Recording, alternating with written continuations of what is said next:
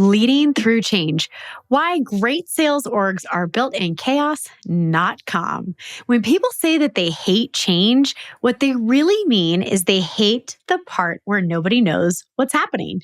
A few years ago, I walked into a company mid-acquisition. Sellers were panicked, leadership was overwhelmed, and every meeting felt like someone was yelling into a hurricane. You know what I did? I smiled because chaos is honest. It tells you exactly what is broken. It shows you who your real leaders are. And if you know how to listen, you can rebuild a revenue engine twice as strong. You see, when everything is shifting, I come alive. This is my terrain. Leading humans through change is what I do better than anything else. Today, I'm going to show you how to lead change inside a sales organization. Whether you're scaling fast, acquiring companies, rolling out new products, or shifting from field to remote sales. Buckle up and let's go. It's time for Rascal Ramp, unfiltered truth, straight talk, no fluff. So here's the raw truth. Most sales organizations don't fail because of strategy. They fail because their people freeze the second things get messy. Now, I'm a mom of two different personalities, kiddos too. And so there's a way you can see this actually happen in your real life too, not just in a sales organization or any organization. When change happens, you see different responses from different types of personalities and different types of people. We as a family, since my son is 13 and in 13 years, he's been in 5 schools and I believe we've been in 10 different houses. So our family is like pretty accustomed to change, resiliency, pushing through, adapting, making friends, etc. And I recently had this like light bulb moment that I'm like, oh my goodness, what happens in my family, how I mentor my family, how I support my family in moving, all these things I've learned and I actually quite enjoy. Guess what? It goes right back to these sales organizations that I have the same impact on. So I am built for change, but it doesn't really matter if I'm built for change. What matters is if I can build other people for change. You see, change creates ambiguity, and ambiguity kills performance. Executives communicate in strategies. Sellers hear threat. And the middle, the part that determines whether the change works or fails, is always missing. The middle is where I live. I'm the bridge between the executive team and the people actually selling. I speak both language. I lead, I also still sell. And I'll tell you exactly where sales orgs fall apart during change. One is communication collapses. Everything becomes vague, fluffy, or contradictory.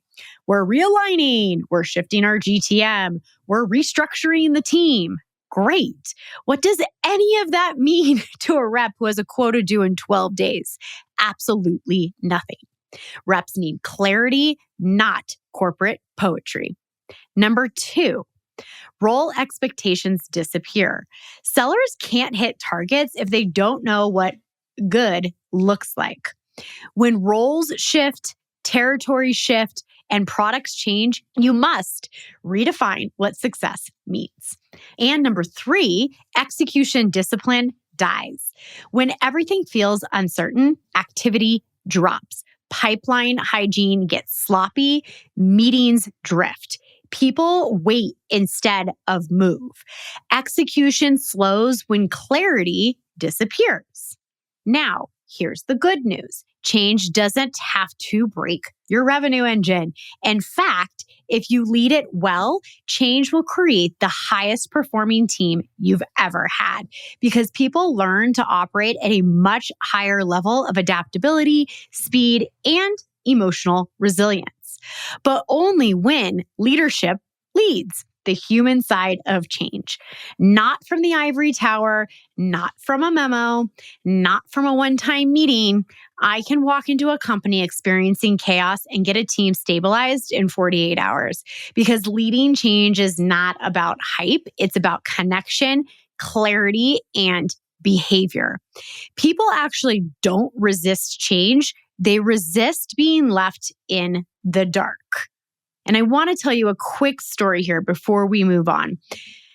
Roles and responsibilities and what success looks like I became really passionate about this because, yes, you have a quota, hit your quota or you're not performing. Well, there's a lot of other things that goes into the roles and responsibilities that really encourages someone to actually perform, to do the job, all of the things. Most companies, like it's really easy for people to get pulled in different directions, to do things that are frankly outside of their regular roles and responsibility. So that clarity piece becomes the most important piece of the puzzle so that everyone knows what are we supposed to be doing. But the other key thing here is you can't tell them what to do without talking to them first.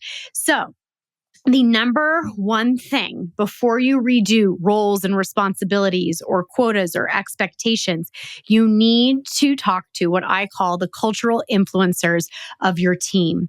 That means that you go below management, doesn't matter who you are, CRO, head of sales, CEO, CFO, does not matter. You interview your team and you let them help you inform the changes that will meet the company goals. Now, building through democracy, as we all know, is a terrible idea. So be careful here. You want to get their input. And when you do roles and responsibilities and new success and quota and all of this, that you say, hey, after talking to X, Y, and Z, or just so everyone knows, we ran a set of interviews. This is informed by sellers, not just management. Like you have to make them feel like they were part of what's coming out. That's how you gain buy-in. And quite frankly, they're closer to it than you are. So you should be listening to them. They will say things that you don't even think about when you're building this out. And that's why I say get out of the ivory tower and do something else. Roll up your sleeves and get in there. This could look like very different for depending on what kind of company you are. That could be you jump in a car and you go knock on doors with your rep. It can mean you listen in on a few sales calls that are recorded. You have a formalized interview. What I like to do, the formalized interviews when I come into an organization for sales change management, I typically run anywhere from 4 to 10 interviews, depending on how big the sales team is. I make sure I have diversification over performance, but I also ensure that I'm talking to what I call the cultural influencer, because if I can gain buy-in from the key people who talk to everybody else, then we have a lot more success in implementing change, comfort, and people can get really excited behind that cultural influencer. So these are just some things to be thinking about when you're going through the process. Now, have I successfully seen internal leaders do this without hiring a consultant like myself? I have, but it has cost a lot of speed, a lot of issues with speed, because quite frankly, this isn't the only thing they were hired to do. Typically, it's almost impossible to create the plan, to train the plan, and still manage up and do all of the things that you're supposed to do on a daily basis. And third is sometimes it makes it really hard to have those candor conversations with your team members during transition, and it comes off better through a third party. So is it possible? 100%. However, if you have the budget and the flexibility to hire somebody to come in, it has been proven time and time again to be more effective than just doing it yourself. Welcome to Why This Works and Why It Doesn't. Real strategies, real results, no sugarcoating. Okay, let me break this down with a tactic everyone has seen and everyone hates. The tactic that always fails, the Friday email. You know the one. Starting Monday, we're rolling out a new strategy. Then you get 6 bullet points with 0 context. So why does this fail? There's no psychological safety, no connection typically to their comp plan, no understanding of expectation, no quick wins, no sustained leadership presence.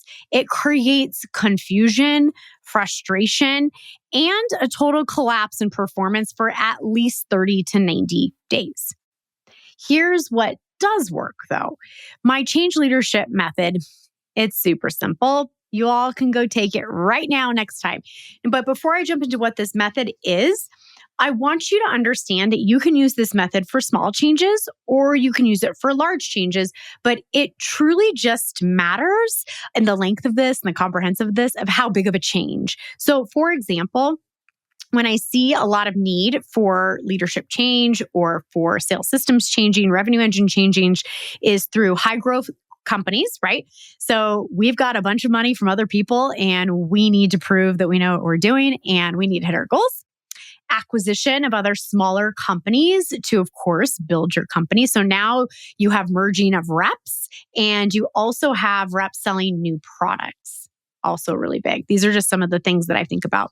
However, it also could be as simple as we've launched a new pipeline management system that we want everybody to use.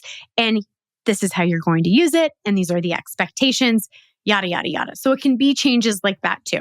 So here is my change leadership method. A one sentence, why this matters. Now be careful here. Okay. Why this matters cannot just be because the company said so, or it's good for the company, or it's good for the board. Do your best to tie it back to the people who actually have to execute this. Okay. So if you're a CRO sending this out to other C-level executives that you're in charge of coordinating, think about what matters to them. If you are someone head of sales and sending this out to your sales team, think about what matters to them. Really important. Okay, so you have one sentence of why this matters, one page explanation of the what. Really, really important. People need to understand what's happening. So the what is so mission critical. So even if we take my simple example of the pipeline, what I would do is this is how you were doing it before. This is how you're expected to do it now. This is the what. This is the stages, and get to work. Right? So you could do this really, really quickly in a one pager. Now, a clear what good looks like doc. All right. So that usually means like what success looks like. How are we going to measure this? And I want you to be careful. Whenever you do changes, the what success looks like can't just be like you hit quota. Guys, this does not work. Okay. I know that is the end goal. I get it. Right. But what does success look is you need to motivate people to adopt the change. So you need to make it not just about quota, not just about the total number. So for example, you could say, what does success look like? X amount of meetings logged, X amount of like potential deals in your pipeline, a percentage that move from one stage to another. Break it down to exactly what's changing, not just always tied back to, we did this and now, congratulations, you get more quota. You gotta break it down. All right, so the next thing is a 7-day activation plan that highlights where you can have early wins. So if we're using my pipeline example that I'm just giving right now, it could be like X percentage of deals moves from lead to call booked, or you move certain amount from post call into negotiation. So you can make this really easy. But the thing is, friends, is that when you're the leader owning the change, that's exactly what you're doing. You're the leader owning the change, which means you need to be paying attention to these small wins. You need to celebrate people publicly. And if someone's falling behind, you do not do that in public. Okay. You pull them aside and say, how can I support you? I noticed that you're behind in the 7-day activation plan.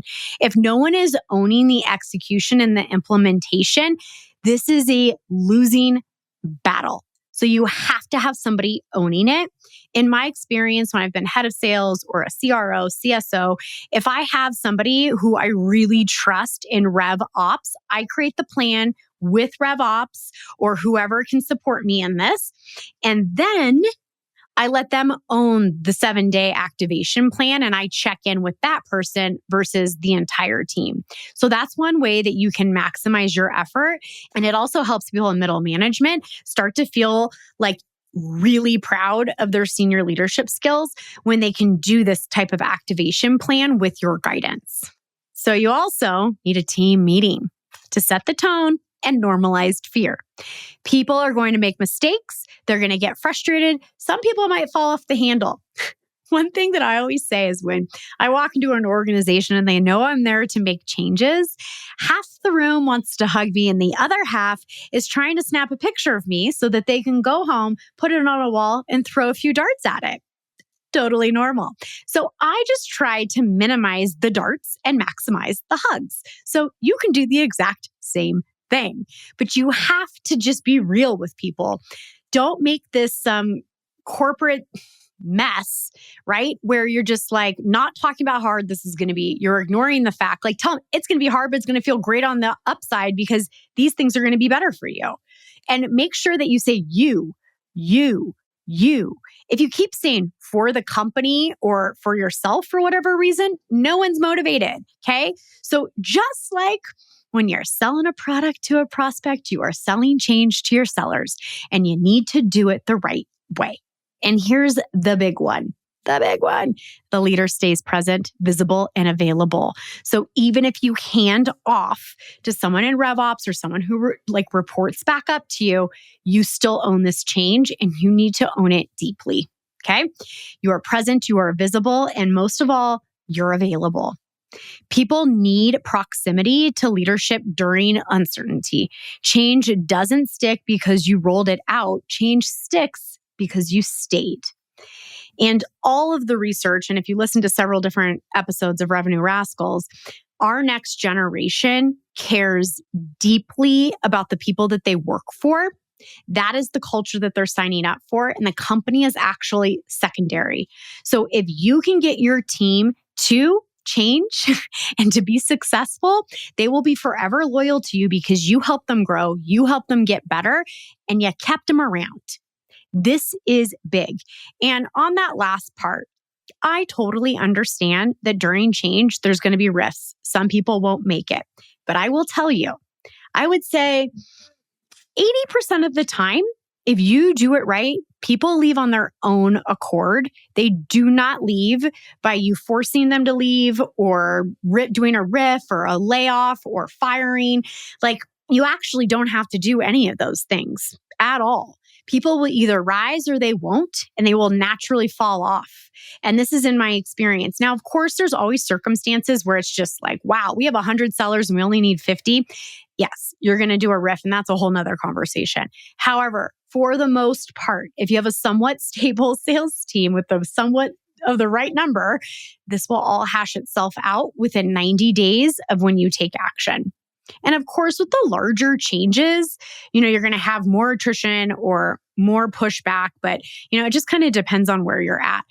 But the goal is to let people leave on their own accord. It's better for the business. You don't have to pay unemployment. You don't have to offer severance packages, nothing. And it really empowers the person to go find what's really best for them. I worked with a CEO once that I loved what he had to say. I mean, he absolutely followed radical candor to the T. He really studied that. And, I appreciated that about him a lot. We actually had some really heated, beautiful conversations, and we both challenged each other's views and opinions. And it was actually like one of my most fun relationships that I've had with a CEO. What's really important about the change is that you're there and that you're sticking through it and you're providing that feedback and you haven't walked away. And there's different ways to approach that, and everybody has a slightly different style. But one thing that he said that really stuck with me is that, if you're not perfect for this job, anybody on the team that I was managing, like, he just wants you to find what's perfect for you. And if it's not at that organization, like, let's release you to go find that. And that could be viewed in lots of different ways. But I also think it's a gift. Like, if you're not great at something or if the company's not a good fit, like, move on, find something that is perfect because there's like a bajillion options, right? So, and another thing that works really well is I'm a people first leader. So that I care about the people the most. Now, of course, goals need to be met. I understand that. But I take a people first approach to hitting the goals. This softer approach of relatability actually really performs high when there is chaos and uncertainty. And so if you're a direct feedback CFO, CEO, if you're a radical candor, all of the things, I really want to encourage you to either hire a third party, like myself, for example, to come in with a different communication style that has been proven time and time to work great in change, or enlist someone in leadership that exists within your company that has that slightly different approach that may have a better impact during change. you're in the coaching corner where we stop talking and start taking action. Question number 1. My sellers are skeptical about new targets. How do I get buy-in? Great question. So first of all, I remember when I was an individual contributor and it would be like December 15th and we still wouldn't have our goals for Q1. Sigh. The bigger the company, the harder it is and the more complicated it gets. So first of all, do whatever you can in your power to deliver next year's goals in November. Okay, so that's my first thing that I want to talk about. Okay, if you're changing mid-year, if you're changing comp plans, give people 2 months to adjust their strategy, their goals, understand the change. Don't just pull the rug out. You have to make them feel safe. You show them the path to early wins. You connect the change to their comp and their development because people follow what feeds them, okay? Both developmentally and financially. And you reinforce what success is behavior first, not perfection first. If you have a culture of no one's allowed to make mistakes, you are going to crash and burn during change. Doesn't work that way. You have to be okay with best effort, best foot forward. Some people are going to make mistakes. They're going to fail. But what's important is they're resilient. They get back up and they're committed to still executing on the change that you've requested. Question 2, leadership keeps changing direction. How do I stabilize my team? Oh, my middle managers, I feel for you, right? It's like messy middle as the middle managers, right? This is the deal. Your job as middle management is to do exactly what this is to navigate the narrative and communicate it clearly. So it doesn't matter how much change is happening in the C-suite. Your job is to get your team to hit their numbers and to adapt as much as change as possible. So there's a couple of things here. Set up a system to report how change is changing, okay? How the success is moving so that you can communicate that up. Because what happens a lot is C-suite will jump in during change out of nowhere and skip over middle management, talk directly to individual contributors. Now, I said earlier how it's important to have this interview structure and communicate and be available. But what happens is when you skip levels like that, you make the person who's been skipped over feel really insecure about their management. So middle managers, you have to manage up and manage down, which is a really hard thing to do. C-suite, please communicate with your middle management before you communicate with their team so that middle management has the best chance possible at getting their team to adapt change, being seen as respected, and managing up for the company's goals. And this is the thing. Anchor them with what won't change. There we go. So it's highly unlikely that everything is changing all at once. However, it's possible.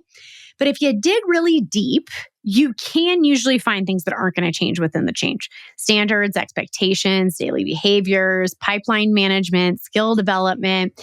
Find anything that are constants and they become the emotional backbone of the team. So when you're presenting change, you're saying, for example, let's say you're switching CRMs. This is a big one and it's highly disruptive to sales teams, but sometimes mission critical. So when you're switching CRMs, well, hey guys, I know we're switching CRMs, but this is what's going to stay constant. Your expectations of KPIs from every stage stays the same. We're not changing any stages in the pipeline. Nothing else is changing other than where you log in. Super easy. Anchor to that. So middle managers, manage up, manage down, okay? And use what you can as constants to anchor emotionally so people feel like it's not as much change. All right, Rascals, let me ask you this. How much money have you wasted replacing shoes, sneakers, or even bags that could have lasted way longer if only you'd been taken better care of them? I know for me, running from meetings to kids' activities, life gets messy fast. And that's why I always have Jason Mark Quick Wipes on hand.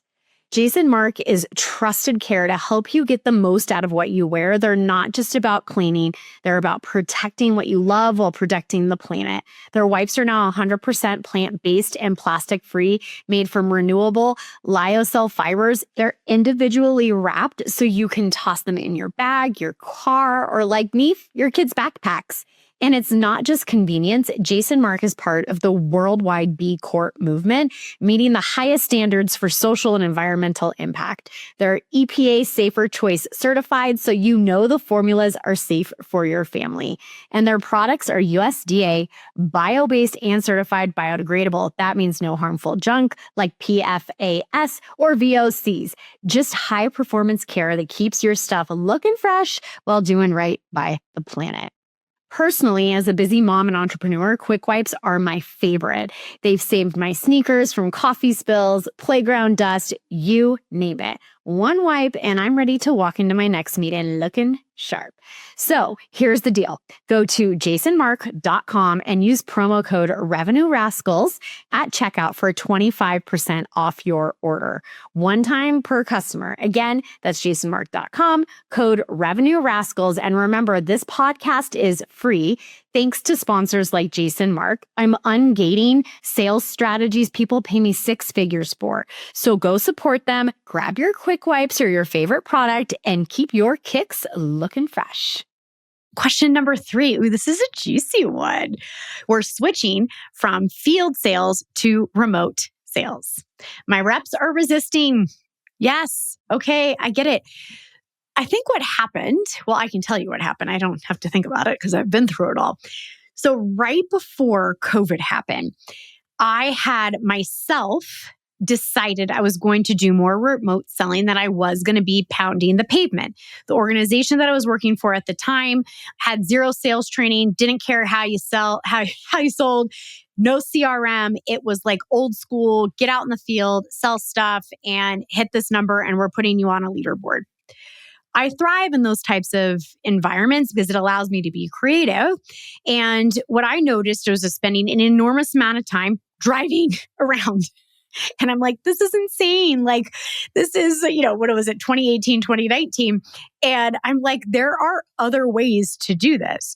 So I started remote selling myself for like the very first time, and it was working great. Then I decided I was going to start my own company. And when you start your own consulting firm, you typically go out and teach on things that you have expansive experience on and success. And I realized even down to eye contact, camera angle, everything that you need to learn about remote selling, because the nonverbals do so much of the selling, I was really, really good at. So I'm like, maybe I can teach this. Well, happens to be I was really great at teaching this. So my first program that went out into the world was for remote selling. And I had to make that same transition from field to remote. And I am so glad I made it. And all of those people that went through that program were so glad they did it, because guess what happened 3 months after the first cohort? COVID. And everyone was grounded, even the enterprise sellers. So, lesson learned. First of all, if I can do it, you can do it. And here's the best practices to do it.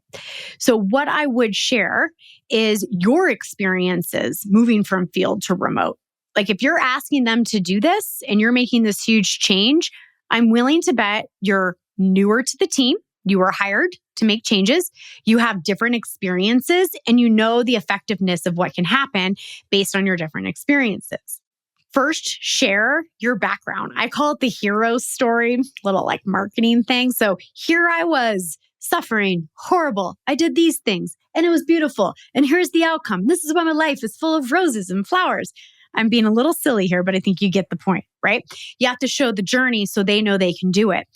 And if you've never done it before and you're asking people to do something you've never done before, you got to think about a time that you were asked to do something you've never done before. And you need to share that and say, guys, I get it. I've been asked to do things I've never done before and we're in this together. Also, you need to reassure them that you're going to support them in the skill development of this. Okay. because they need to know they can still hit their number. They're going to feel really insecure thinking their job is at jeopardy. So you have to double down on training. And that can be on like an internal training department that you have. It can be another leader, or you can hire a consulting to come in. And, you might be thinking, well, Michelle, you just keep saying you should hire a consultant and you're a consultant. So it sounds like you're pitching. This is the deal, guys. I don't care. You do it on your own. It is totally fine. I will give you all the tools and the support that you need. Okay. However, not my first rodeo. And I know where all the blind corners are. I know what can happen. I get it because I have been the CRO or the head of sales who was asked to make massive change without any third-party support. Things move slow. It's frustrating. And you want to move towards your goal and you need a partner. So I am speaking from the heart here that I just know it's easier and faster. But if you're not up for it, I'm still going to tell you exactly how to do it yourself. So first of all, a lot of times during this, when reps are resisting, skill gaps look like attitude problems. And I'm going to share what this means. So I was recently doing a training for a sales team. And when I opened up for the next session, there was somebody who popped on and was just basically listing out the hurdles. Like I had asked them to do something and it was a piece of a homework assignment, really relevant, shouldn't be that hard, given all the AI prompts, the training and everything. However, the pushback is I don't have the data from my company in order to create this. And what it did is it just stirred up a lot of insecurities around like data, what success looks like, roles and responsibilities, systems. So, he came off a little harsh, but I saw right through it. If this guy wants to be amazing, he wants his skills improved, he wants to be held accountable, something he can do, he wants the data to be right. So instead of me being like, ew, it's with the attitude, I'm like, I want to hug you right now because you've got this and you can do it and we're going to work through it. And thank you for speaking up because it's going to take a few times for people to hear things. Okay. You got to train them. You got to coach them. You need to create new norms. So in the specific example, remote selling is a totally different craft, not a downgrade. There are so many things you need to learn about remote selling that's different than field. So what I would do as an exercise here is to do a T-chart. Okay, a T-chart of this is how you did it in the field and this is how you're going to do it remote selling. When you have that, present that to your team and be like, instead of this, we're going to do this. Instead of this, we're going to do this. What will happen is at the end, say, who feels stuck? Which area feels like it's sticky and it's going to be hard transitioning from field to remote? Everyone's going to share. This is amazing. Great. Now you know exactly what you need to train on in that order where they're like, hey, that's not going to work. Great. Training number 1. That's not going to work. Great. Training number 2. Give them what they need to be successful. That is your role. And I have some very, very exciting news. And the exciting news is that Revenue Rascals is creating a resource hub, which will drop very shortly, and you'll be the first ones to know. And why a hub? Well, I realized I'm giving away so much training, so much resource, so much value. But you know what? You got to keep track of it in order to implement it. So we're creating a hub. Now, the link will be dropping soon and we'll be adding it to the show notes. Until then, please make sure that you're connected with me on LinkedIn. I will be pushing through the newsletter portion of LinkedIn with all the free resources until we have this set up. And if you're following me on Substack, move on over to LinkedIn, friends, because that's where the rest of the resources will be happening. And if you're wondering from a revenue engine standpoint, Michelle, why are you switching from Substack to LinkedIn and creating a hub? When you're a CRO like myself, you look at the data. And I looked at the data on Substack over the last 2 months. And what I've realized is Substack, download an app. It's another place for you to go that's got a lot of noise of other people's stuff. And the people who want to learn from me and the people that want to buy from me want to just go straight to my vault. They want to focus. They don't want any distractions. And the reason why I'm going to use LinkedIn temporarily till the hub is ready to launch is because that's actually where most mob people hang out, which is what I figured out. through looking at the data. So you always have to objectively look at your things, friends, and know what you gotta do. So free resources are happening on LinkedIn until the Hub launches, which I am so very, very excited about. So what will be the free resource here? Well, of course, a playbook, a checklist of how to navigate change as a sales leader. I hope you absolutely enjoy it and love it. We are going to make it so easy for you to understand how to activate change in your organization, embrace chaos, and get your team to perform. And quite frankly, if you're anything like me, or you desire to change this about yourself in terms of being comfortable with change is thrilling. It's exciting. Cool things happen. You get energized all over again for working for a company or in your role. And if you can help your team see that too, they are all going to have a blast alongside you hitting those new goals. Let's bring it home. Rascal Wrap-Up time. Key takeaways and a resource to keep you winning. So this is the deal. High growth companies, acquisition heavy companies, fast scaling teams, they need cheerleaders. They need cheerleaders too. You can't just be a normal leader. They need leaders who can navigate uncertainty, build trust fast, and stabilize performance when the ground is shifting.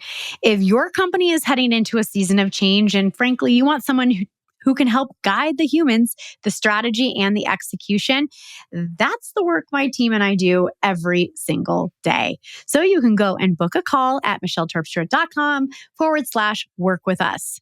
All right, Rascals, go lead something big today. Thanks for listening to Revenue Rascals, where we turn bold ideas into predictable revenue and prove that breaking the rules can still build empires. If you love what you heard, do me a favor. Tap the links in the show notes to support our sponsors. They're the ones keeping this show free so I can keep ungating the six-figure strategies that help you scale faster, lead smarter, and take more freedom home with you. And hey, if you think you'd make an incredible guest or know someone who's built something worth studying, email me at hello@michelleterpstra.com. And until next time, stay sharp, stay bold, and stay just a little bit rascal.